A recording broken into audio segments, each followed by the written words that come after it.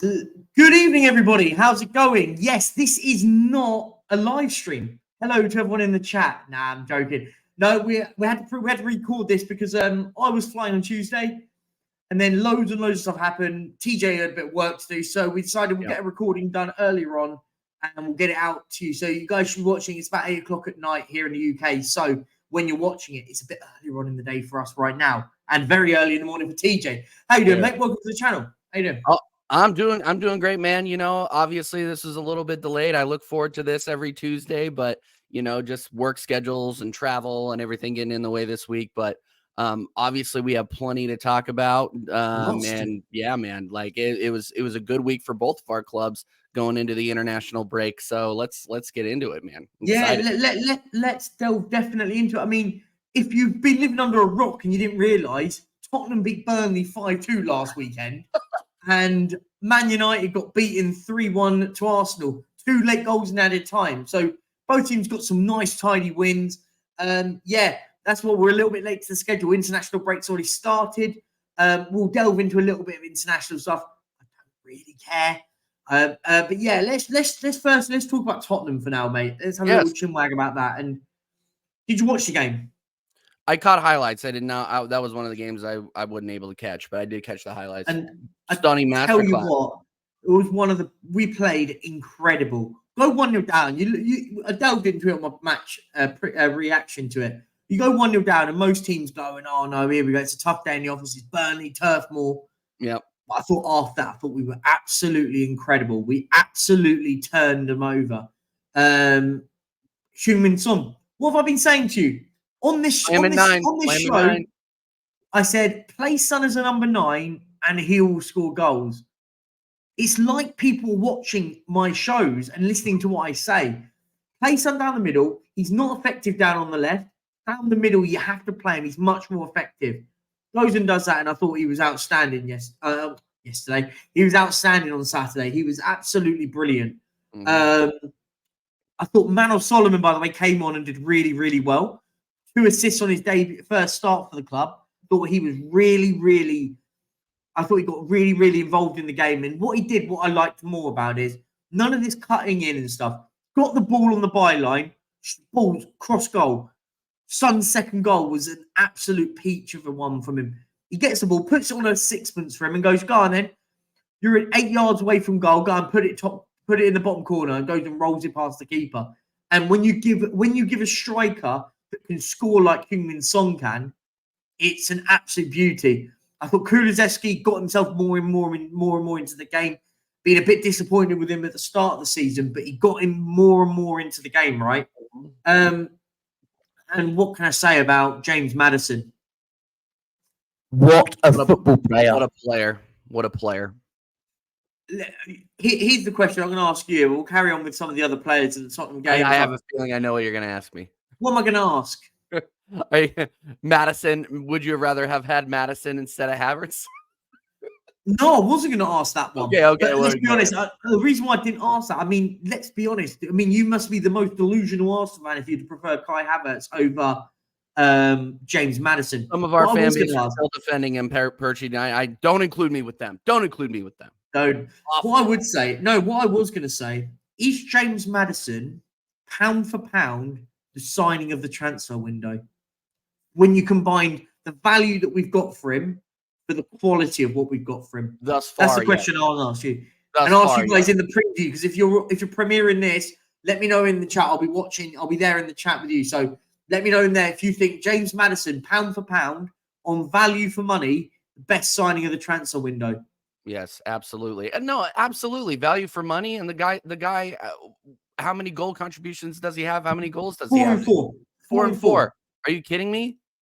That's one again. One a match. That's a pretty good return.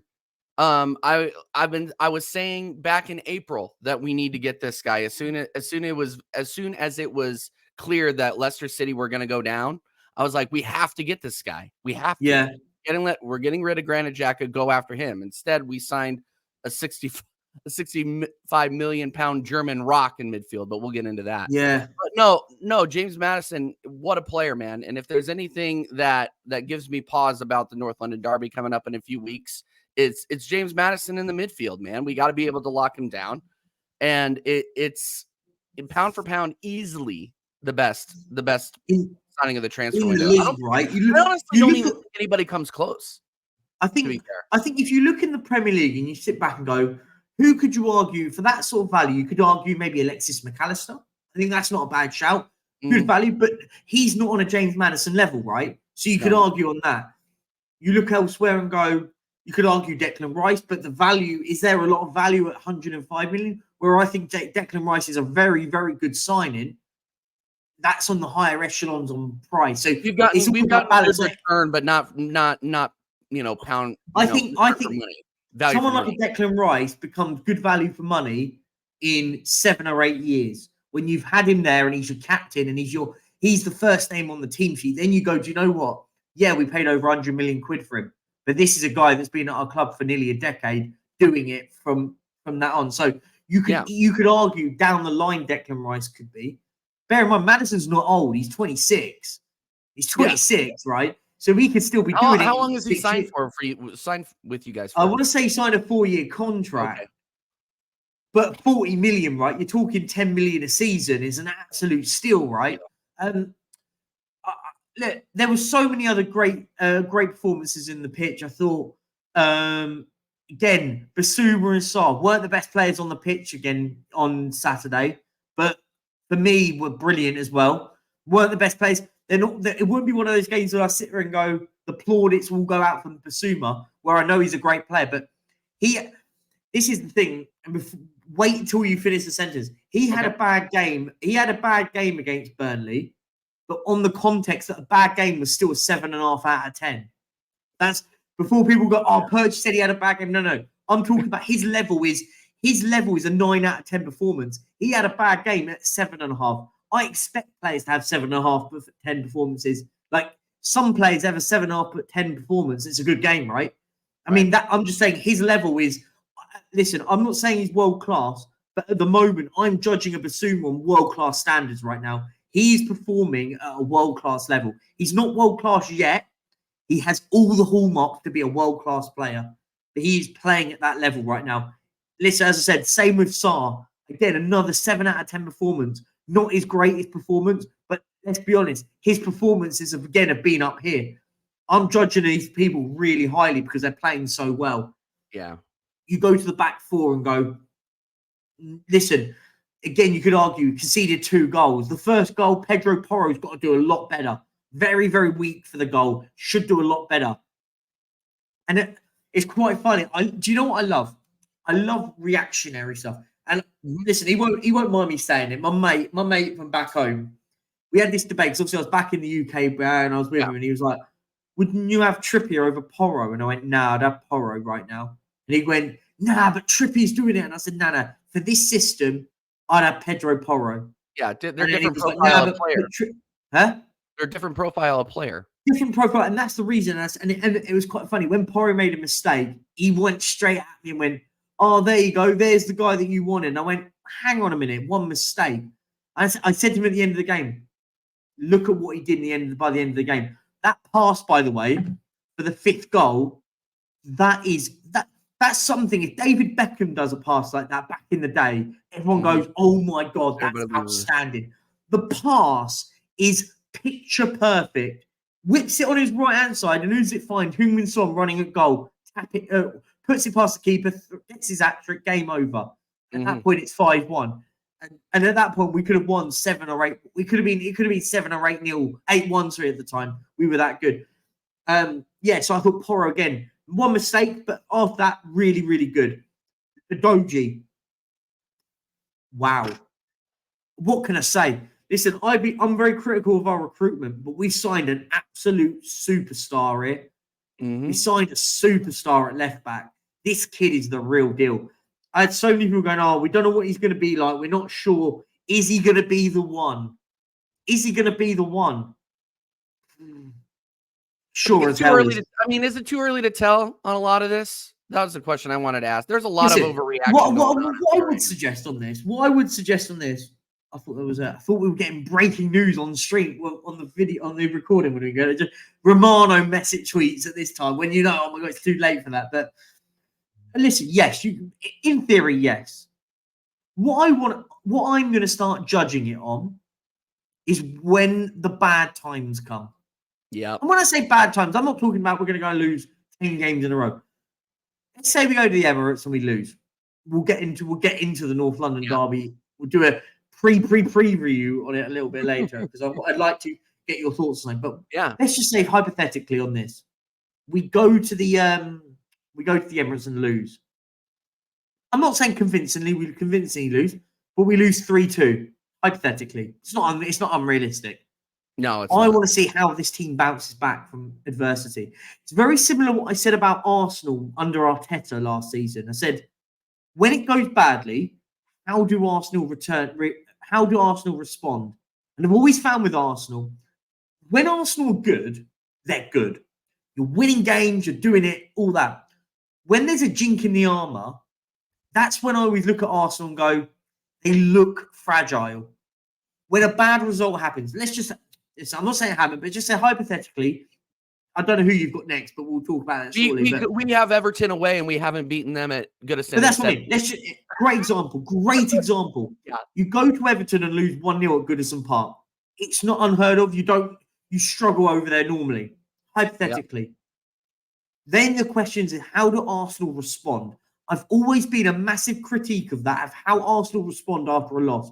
And this is why I'm trying to talk about Tottenham. This is where we're at the moment. Because when we're up here, we play some of the best football in the league. I don't care if people want to call me biased. We play some of the best football in the league this season.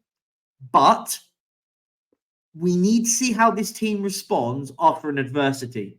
A loss. You could argue we showed that against Fulham, knocked out of the cup. We haven't delved into that one, by the way. You dodged that bullet, Perchy. You dodged it. Oh no! Wait, no. Hang on. Wait, or did we do it? We didn't. We haven't done a show since we did a show that day, and then I messaged. Oh, we did it. Oh yes, no, we did it on the day before the game. And I gave it to you on WhatsApp. Yes. I saw the starting 11. Good point. I did wait for your message and I didn't get it. Because we were talking about it. We literally said on that stream, it's going to depend on what the starting 11 is, and then we. I called it, didn't I? I said if we play a weak concede, we'll lose the game. I saw that starting 11. I was like, oh no.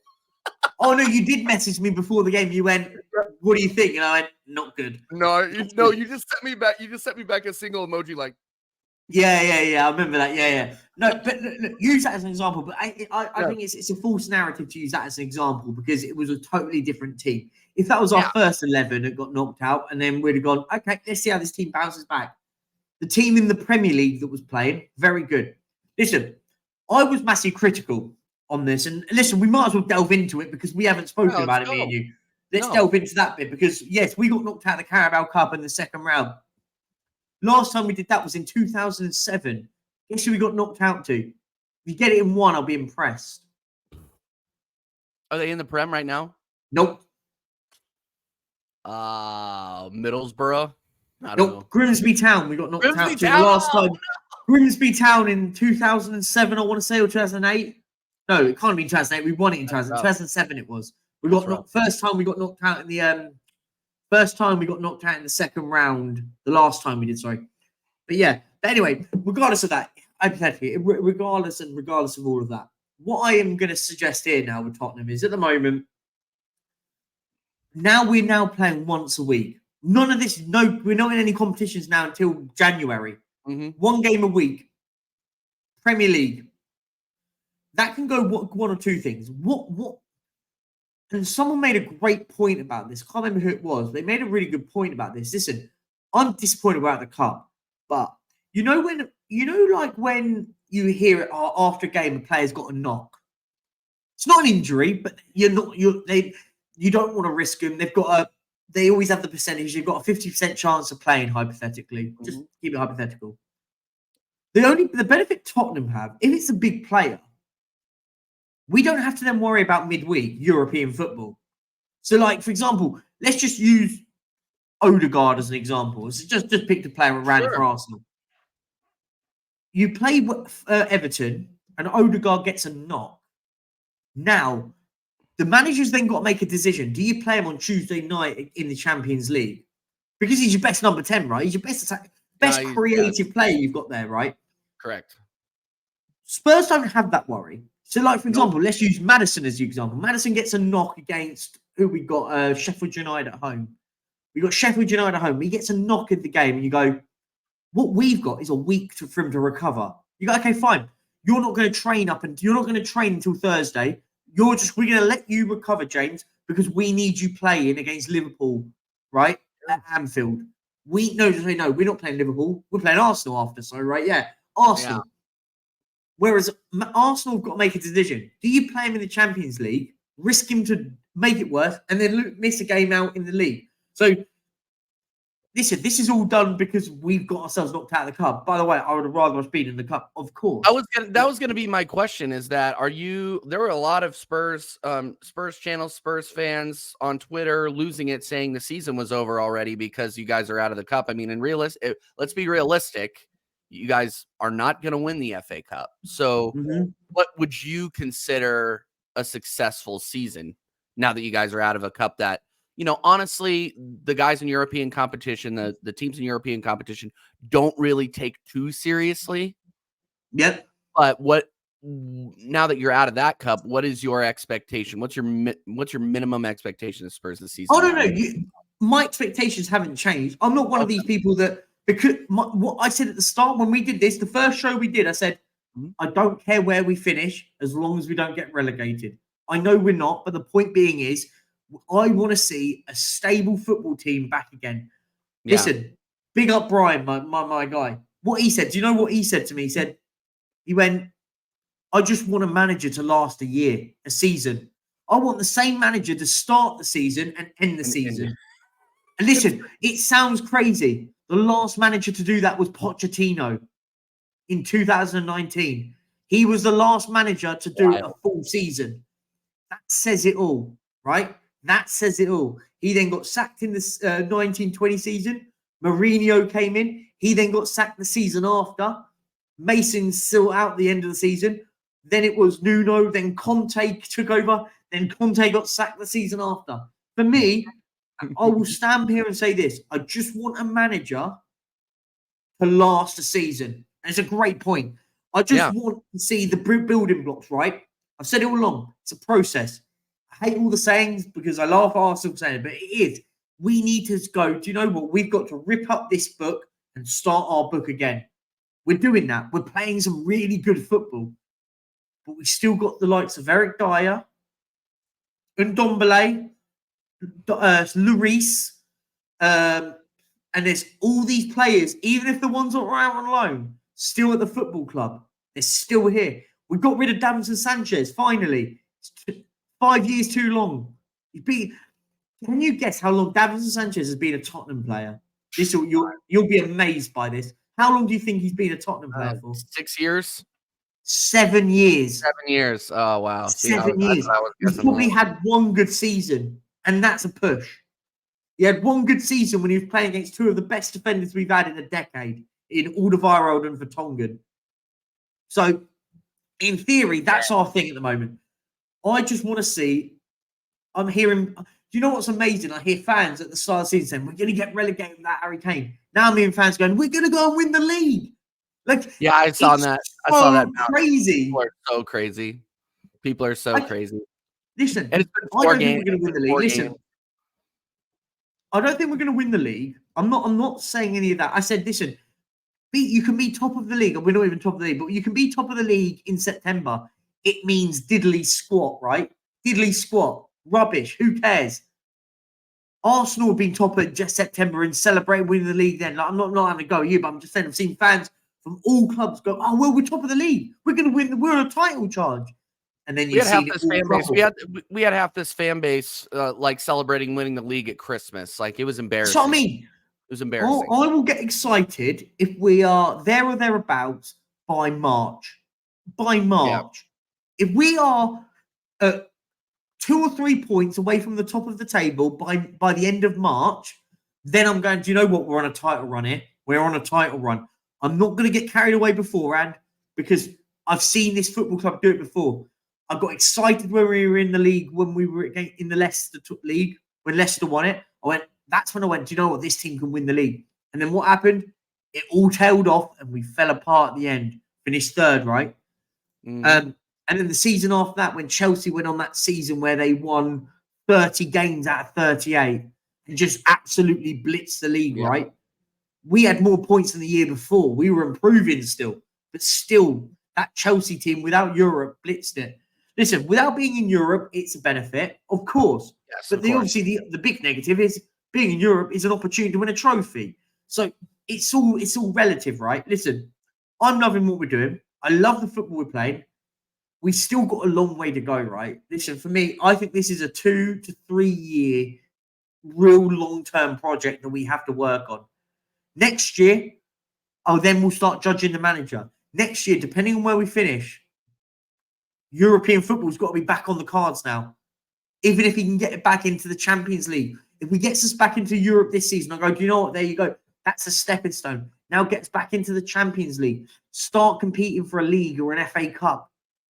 I would say, barring any injuries, there's no reason why you guys can't make Europe on your current. On your current hypothetically, if the 11 we've got that are playing right now starts every single game, obviously that's not going to happen, right? I mean, we're going to get moments. Hypothetically, if that 11 plays, there is no reason why we couldn't finish third or fourth in the league. No reason why. Yeah. We play good enough football. We've got good players that score goals now, and we aren't leaking goals at the back, which we were terrible at last season. 63 goals last season.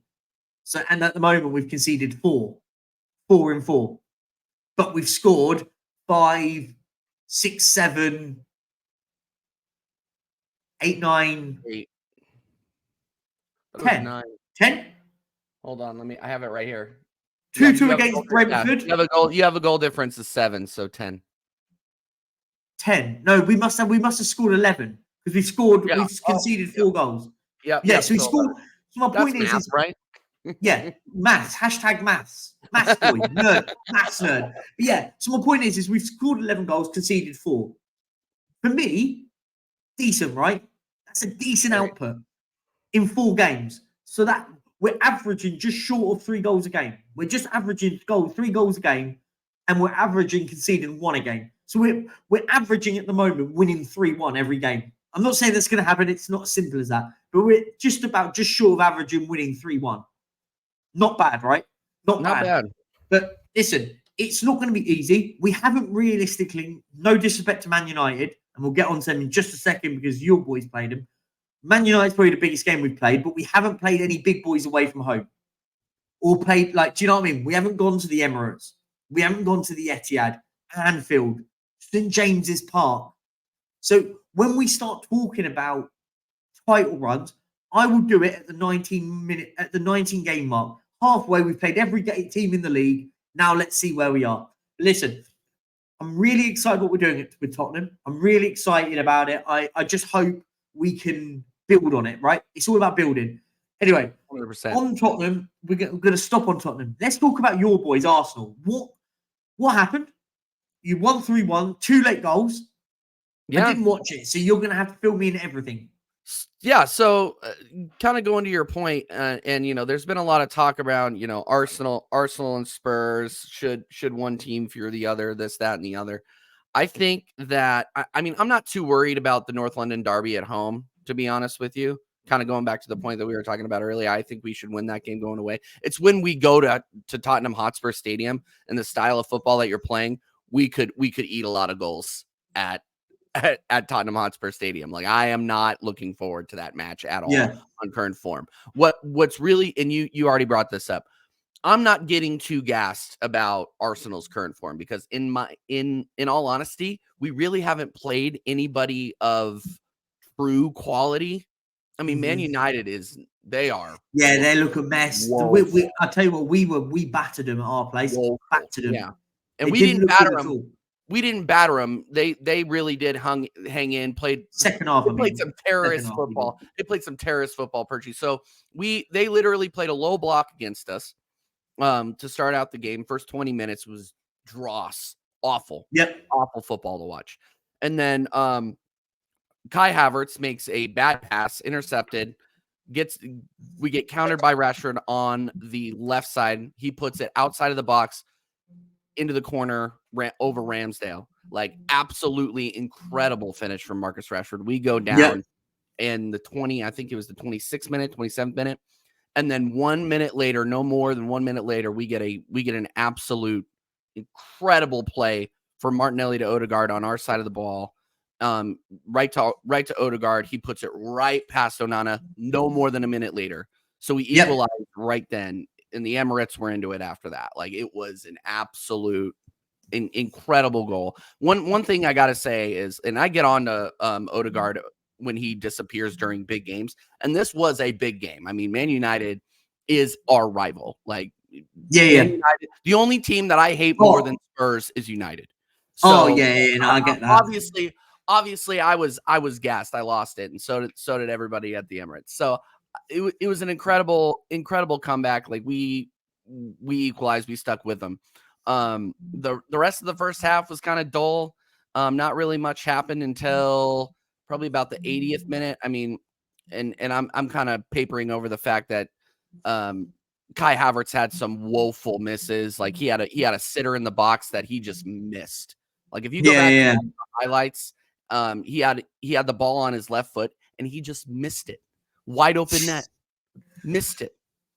This guy is garbage and needs to be dropped.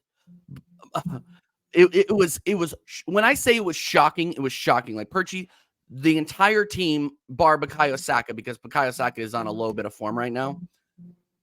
Kai Havertz got a 4, Saka maybe got a 6. The rest of the teams were 7, 8s, 9s. Like that's how good we play and how bad Havertz is. Like I keep saying this. We play with 10 men until we sub off Havertz for Fabio Vieira.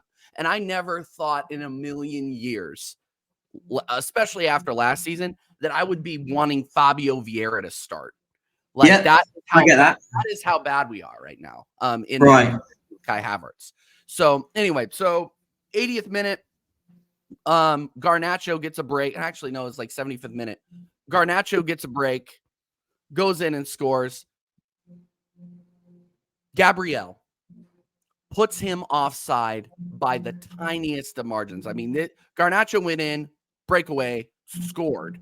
Incredible goal, incredible finish. United fans are going absolutely crazy. But if you look at the VAR, Gabriel does this like little like Michael Jackson move where he steps back just at the right second and puts Garnacho offside. Absolutely incredible ball knowledge, ball IQ, off the charts. Puts him offside. Goal gets called back. Game goes on. United fans were losing their mind, and that was a big. Don't tell United fans that goal was offside because they are losing it. They're like redrawing the VAR lines. It's absolutely incredible. So fast forward, we go into injury time. There was 8 minutes of injury time. It ended up being around 11 just because of all the time wasting that was going on. But Onana was time wasting most of the game, trying to get out of there with a draw. Anthony Taylor puts on 8 minutes of extra time. 3 minutes into extra time, Declan Rice scores. Unbelievable. From a corner, he knocks it down with his chin, slams it in past Onana on the left side. Emirates goes absolutely nuts. I go nuts. I was on vacation with my wife. I go nuts. I wake up the people in the next hotel room next to us. I lost it. It was absolutely incredible. Declan Rice, worth every penny so far. Obviously, great, but worth every penny so far. And then after that, United were just done. They started pressing us really, really high. We counter Fabio Vieira to Gabby Jesus. Gabby Jesus fakes out Delo. Delo is still sliding. He's still sliding. He slid all the way back to OT, trying to block Gabby Jesus, and Gabby Jesus puts it in as cool as you like, and we win 3-1 at the Emirates. So overall, United are very bad. They're very bad. And I would be lying to you if I said that Arsenal played a lot better than they did. We didn't, but we stuck with it. They were playing the low block, and it was tough to score goals against them. They were playing very defensively. But what I saw, the resiliency I saw out of this team, gives me some positivity. The only thing that we need to fix now, Perchie, is benching Kai Havertz. We have to bench him. His confidence is absolutely through the floor. And I don't care how many excuses Mikel Arteta is going to make. He went in front of the camera and basically equated Kai Havertz getting his confidence back to like how Arteta had to convince his wife to date him or something like that. Like, it was like he's making every excuse in the book for Kai Havertz when we're 4 games in and he has not put in a better than slightly average performance. Yeah. I put a tweet out the other day. I said, the way Arsenal fans defend Kai Havertz, not you, I'm on about like the ones that are on Twitter mainly. And I said, I'll call them out. Well-beast. All of them lot, all of the fanboys and stuff, all of the fanboys. But they were defending him. And I kind of put it in comparison what a lot of Spurs fans do with Richarlison, right? How do you defend that? Everyone, the excuses I hear, and I just sit back and go, I'll let you talk about Kai Havertz, but I'll talk about Richarlison on this. And I said, I saw one of them, I can't remember his name. It was something Eduardo. Oh, I think it's Eduardo Haig or something like that. I don't know his name. In that fella. I think it was him. And I think he put out those comments. And I just quote tweeted and went, this is what Spurs fans do with Richarlison, making up excuses. And I said, no. Is he a good football player? No. Does he score goals? No. So why is he my number 9? And I feel Arsenal are in a similar situation with Kai Havertz, where I think, and hear me out, and I think fans have a bias when it comes to big transfer fees, and I stand by it. And I don't care what people don't like what I'm going to say. If your club, it doesn't matter where you're from, if your club signs a player for £60 million, we'll use that because it's similar to what Richarlison and Havertz cost. Good example. Fans will die on a hill for that player to be good because they feel like if he doesn't, they get the flop tag gets used, right? Oh, he's a flop. He's rubbish. Yeah, maybe he is. No other club does this, right? Like I sit back, I think Spurs and Arsenal fans are very, very similar, where it's like, oh well, it's just confidence. No, it's not. But Richarlison has never scored goals anywhere. He scored the most goals he scored in a league was 13 goals. I took one of the easiest and safest bets ever, by the way. Someone said he'd scored 20 goals in all competitions. I said it was one of the most comfortable bets I've ever taken. I actually said, I said, James Maddison will outscore Richarlison in the Premier League this season. And Maddison's a number 10, right? I don't expect Maddison to be scoring loads of goals. I expect Maddison getting tons of assists, right? But I said Maddison will get double figures this season. I don't think Richarlison will. I think Richarlison will get 8 or 9 goals this season, and I'll stand by it. And I feel like with Arsenal fans have got a very similar situation with Kai Havertz, where Arsenal fans will stand and die on a hill for this guy going, because he was worth 65 million quid. But they won't die on a hill for, I don't know, a player that costs maybe 15 million pounds, right? Yeah. No, they wouldn't die on a hill, and I wasn't dying on a hill for Fabio Vieira. We bought him for 35. I wasn't dying on a hill for this guy. You need to perform. I don't care how much you cost. You have to perform for this club, especially in Kai Havertz's case. He is our highest paid player, £330,000 a week. Lot, man. A week. So we just paid this guy, let's do the math, around over $1 million to do that, or £1 million to do that. Like, what? And people are still making excuses for him. Oh, he'll come good. You know, just you watch. Remember what he did for Chelsea in the Champions League. That's all he's done. That's all he's done. He scored 7 goals in 30 appearances. And he played in number 9 for Chelsea all season most of the season last season. Don't want to hear something more crazy? So repeat what Kai Havertz is being paid, right? Yeah, 330,000 pounds. He's being paid 3 times as much as James Maddison is right now. Let that sink in. Let that sink in. And by the way, I got it wrong earlier. I said 4 years. He's on a 5-year deal, Maddison. 5-year deal. But I just wanted to check that. Maddison's on 110 grand a week. Kai Havertz is on 330. Let that sink in. That is madness. You'd have Maddison over Havertz any day of the week. You don't even have to be a biased football fan. I don't think that's not any argument, right? I don't think any football fan will argue that you would have James Maddison over Kai Havertz any day of the week, right? I was begging for him during the transfer window. Begging for him. I'm actually gobsmacked he's on 330 grand a week. That's mad. That's mad. He's getting paid more than Bukayo Saka, who is arguably our best player. Obviously not on good form right now, but arguably our best player. Yeah. Martinelli, who has great output. And Martin Odegaard, he's up for the Ballon d'Or. Like he got nominated for the Ballon d'Or. Like these are the players that he is getting paid more than. Like, are you? I know, I agree, but this is absolutely insane. So that's kind of why I'm thinking, like, why did this has to be an Arteta ego signing, man. I'm telling you, it's still looking like that because he's saying, oh yeah, well, I can still get a tune out of Kai Havertz on the left side. Yeah. It's not looking good. And we honestly haven't played anybody of quality yet. The first game that we're going to play anybody of quality is the North London Derby. Well, it was a good move because we can sway straight to that for a second. Yeah. It's a great point, by the way, because I think both Spurs and Arsenal have realistically played very similar level standard of teams, right? Yes. Spurs have played Brentford away, not an easy place to go to. Yeah. Then we played Man United at home, beat them. Then we went to Bournemouth away, good result, another comfortable win there. Then we played Burnley at home. Now, I look back and go, do you know what? No, Burnley away. So Burnley away. We played Burnley away. So we played one home game. We then play Sheffield United, and then we play Arsenal. I look at that and go, realistically, we've started well. Bear in mind, by the way, people were predicting that we were going to get. Yeah. You guys were like, I heard the fight off relegation. I heard all that. I said it was. Oh, we've lost Harry Kane, so we're going to get relegated. No, we won't. Goals will come in. Like, relax. And I said, look, people were predicting 5 points out of 5 games. We've got 10 in 4, right? 10 in 4.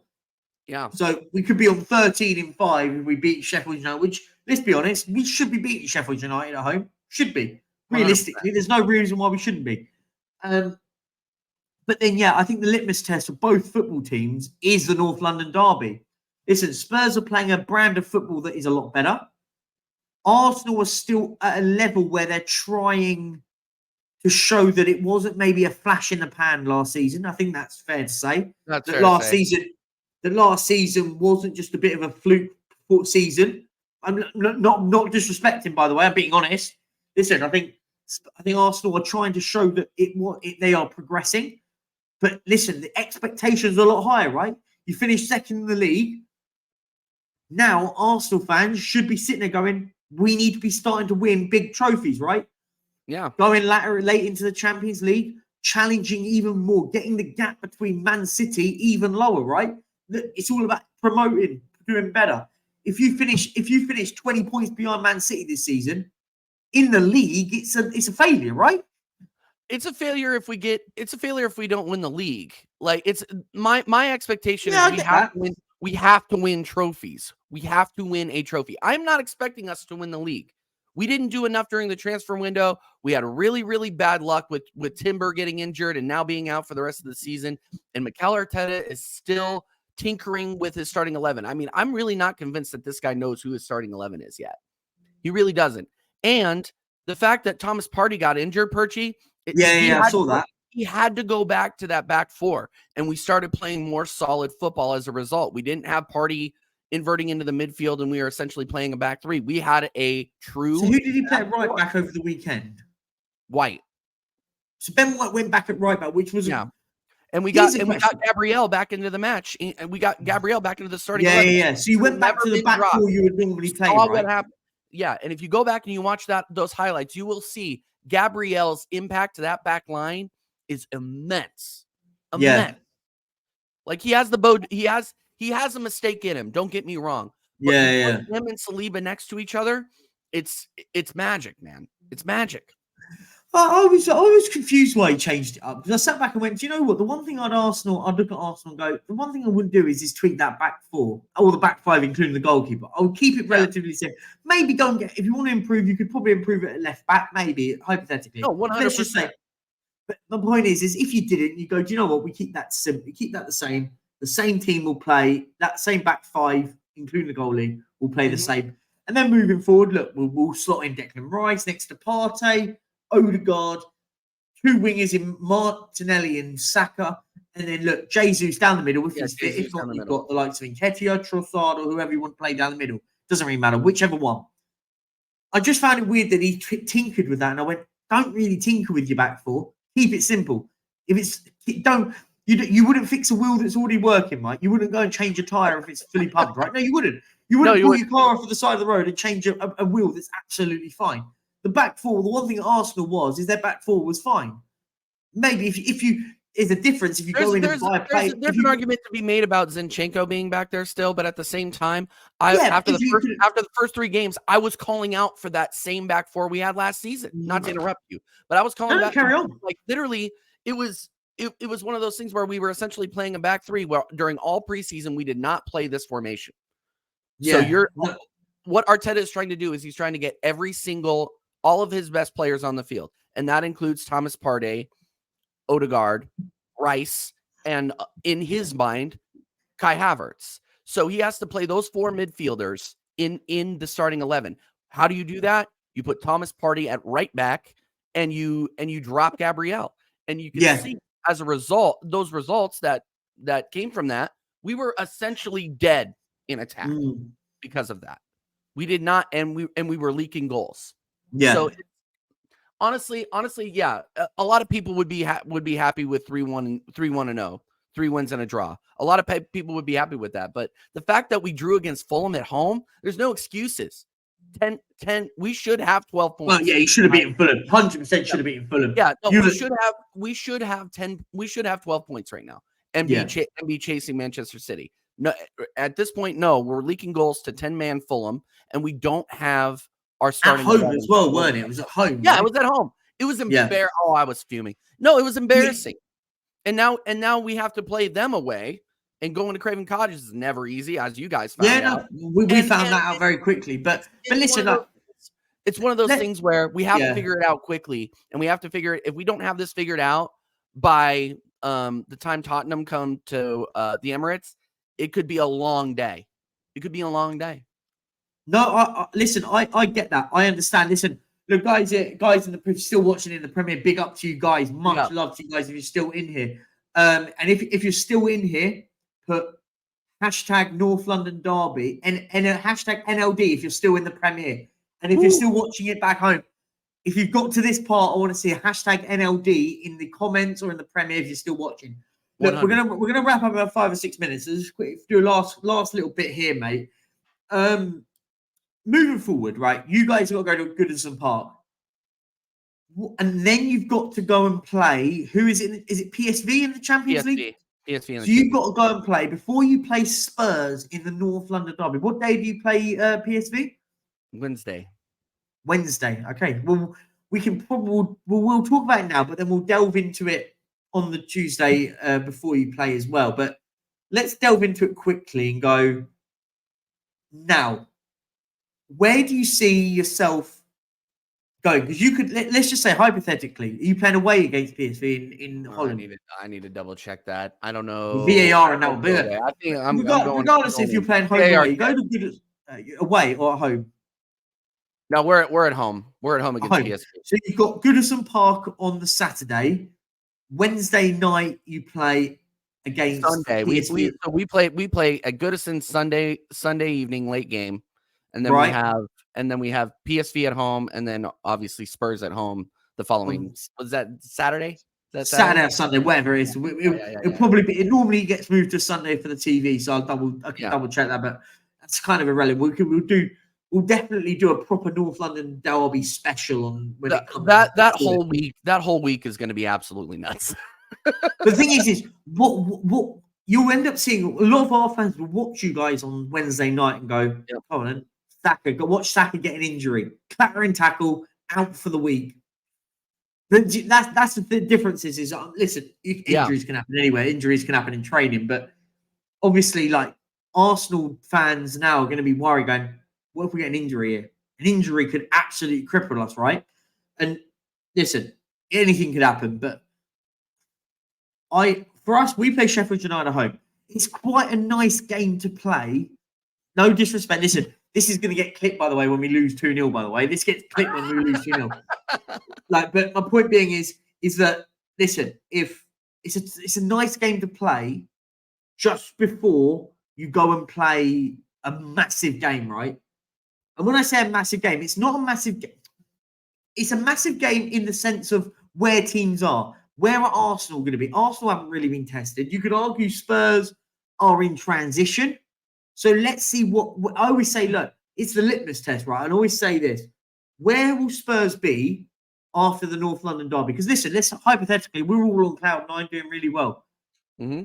But the day after the North London derby, we could still be on 10 points. And you go, okay, the honeymoon period's over. We played 6 games and got 10 points. Doesn't look as tidy as, we've just finished the Sheffield United at home, Arsenal away, 16 points. Then you're going, okay, now let's get excited. Because we've not just got to play Arsenal. We then play Liverpool. And I think we've got Man City in the mix, roll the dice somewhere in the middle of all that as well, somewhere. Yeah. Tough games, right? Play Liverpool at home. They're not an easy team. We struggle against them most of the time. So they look very good.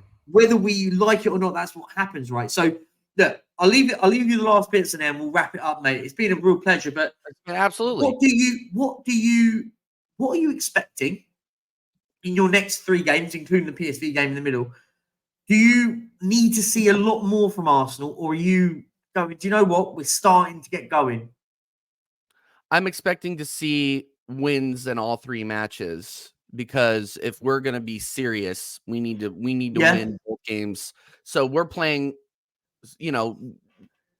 Everton's always going to be tough. Dyche is going to play a low block against us. He's going to try. He's going to try to play fossil.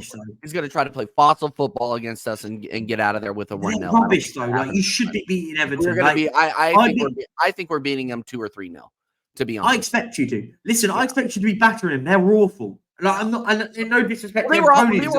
They were awful. But they were awful last season when we went in there. But Sean Dyche. New manager bounce. Literally, Sean Dyche was hired 4 days before we went to Goodison, and he stole a game from us last season. So I don't expect the same thing to happen this time. Dyche, I don't expect to last much longer. We should win against Everton 3-0. We should also that's fair enough. That's fair enough. We split against PSV in the Europa League last season. We should still be beating PSV at home. I'm expecting 2-1, 3-1. In that game. Obviously, it's all going to depend on the lineup.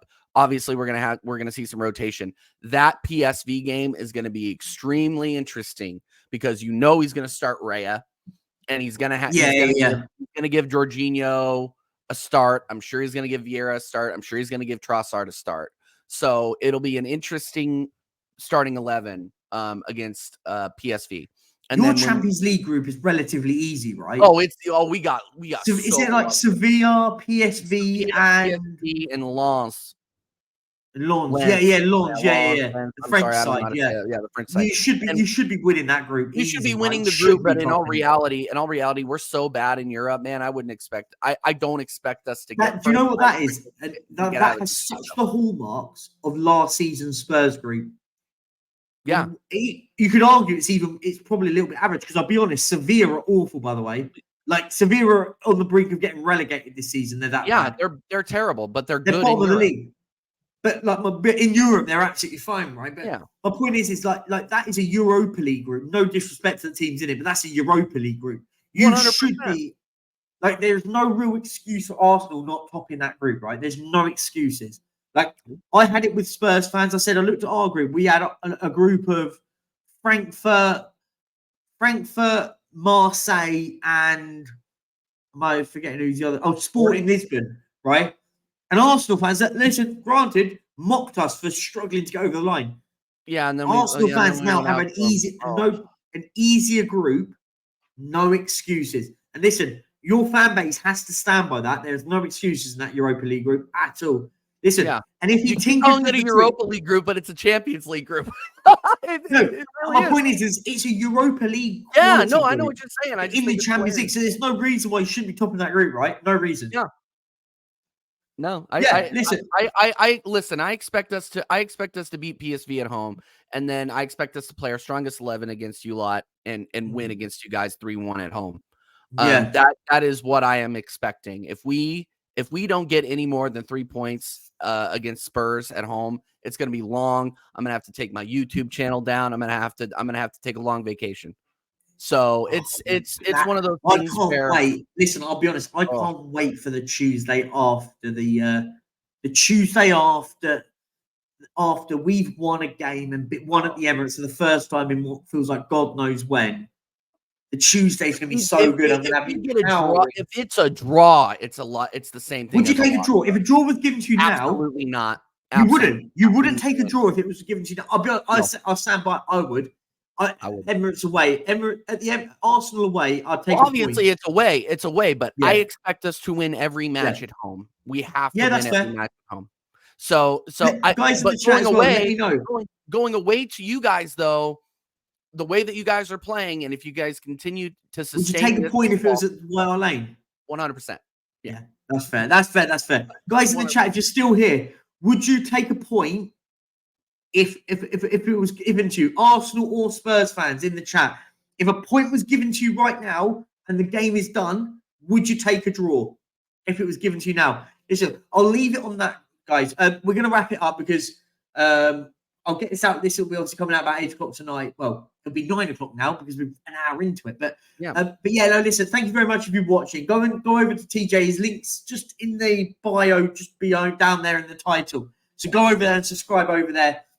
We're on the road for 2,200. So please, if you're new here, please subscribe. It would mean the absolute world. Thank you so much, mate. Listen, I've had a good laugh. Is it worth doing one next week? Not really bothering. Not really. I mean, you want to just let's do one the week after, the following Tuesday, which will be, we won't do one next week because it's a bit irrelevant. The 19th of September. 19th of September we'll be back, and said international break. It's a bit pointless. There's not much to talk about, right? So 100. let's go on the 19th of September when we'll be back. When Spurs have absolutely won 6-0 against Sheffield United. Everton have Sean Dyche masterclass with 1-0 at Goodison Park, and we'll all be laughing because then Arsenal have got to play Champions League football. Actually, should we do it on the Monday? Would the Monday be better? Actually, Champions League's back, isn't it? Yeah, Champions League is back. Champions League is back, but it doesn't make any difference to me because we don't play until Wednesday. Yeah, but everyone watches Champions League. We'll sort it out. Anyway, we'll sort it out behind the scenes. We'll sort it out in the background. But anyway, guys, listen. Thank you so much for joining. Listen, it's been an absolute pleasure. Please like, please subscribe, guys. And listen, I'll leave you on England's number 9. Peace out, guys.